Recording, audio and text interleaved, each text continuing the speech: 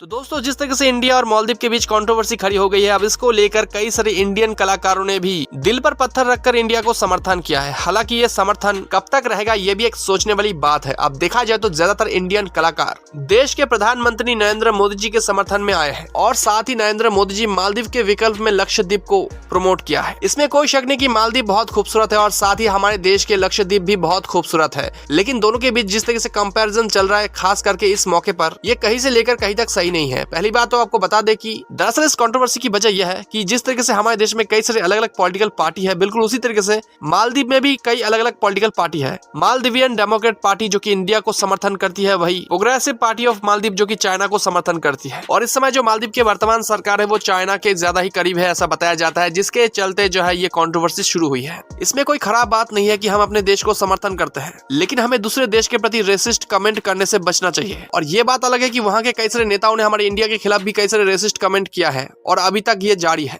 लेकिन हमारे देश के अर्थशास्त्र के ज्ञाता चाणक्य ने एक बार कहा था कि अपने विरोधियों को मुंह तोड़ जवाब दो, लेकिन उसका प्रभाव अपने दोस्तों पर ना पड़े। हमारे देश के जितने भी महापुरुष इस समय आग बबूला हो रहे हैं, उनको हम इतना ही कहना चाहेंगे, आप सिर्फ अपने देश को और देश के टूरिज्म स्पॉट को समर्थन कीजिए, उसको प्रमोट कीजिए। बात करें अगर हम सेलिब्रिटियों की, तो भैया छोड़ दो, ये खुद बाहर के देशों में जाकर मौज काटते हैं। ये लोग जितने बाहर के देशों के टूरिज्म स्पॉट को प्रमोट करते हैं, उतने ये अपने खुद के देश के टूरिज्म स्पॉट को प्रमोट नहीं करते। और ये सेम चीज सिर्फ बॉलीवुड वालों से नहीं बल्कि साउथ फिल्म इंडस्ट्री के एक्टरों से भी देखने को मिलता है। हालांकि हर किसी की अपनी एक इंडिविजुअल राइट्स है, जिसको जहां घूमने जाना है वो तो जाएगा ही। और थोड़ी बहुत हमारे देश के लोगों को भी सभ्यता सीखनी चाहिए, क्योंकि ये लोग जहां भी घूमने जाते हैं कूड़ा कचरा फैला कर आते हैं। चाहे किसी पहाड़ में घूमने गए हो या किसी आइलैंड में या जंगल में या खेत खलियान में, वहां देखने को मिलता है बोतल, चिप्स के पैकेट, गिलास, ना जाने क्या कुछ प्लास्टिक के कचरा वगैरह। तो भाई क्या आप ऐसे रखोगे देश को साफ सुथरा? अपने देश को सपोर्ट करना अच्छी बात है, लेकिन अपने देश को साफ सुथरा रखना भी हमारा ही जिम्मेदारी है। मालदीव की अगर हम बात करें तो ये देश सबसे ज्यादा अपने टूरिज्म पर ही निर्भर करता है और हमें भी अपने देश को टूरिज्म का हब बनाना चाहिए, ताकि हम भी बड़े गर्व से दिखा सके कि हमारा देश भी किसी से कम नहीं है। और एक और बात जो कि हमेशा याद रखना चाहिए कि जब भी दो देशों में कोई कंट्रोवर्सी खड़ी होती है तो उनमें से ज्यादातर मुद्दा पॉलिटिकली होती है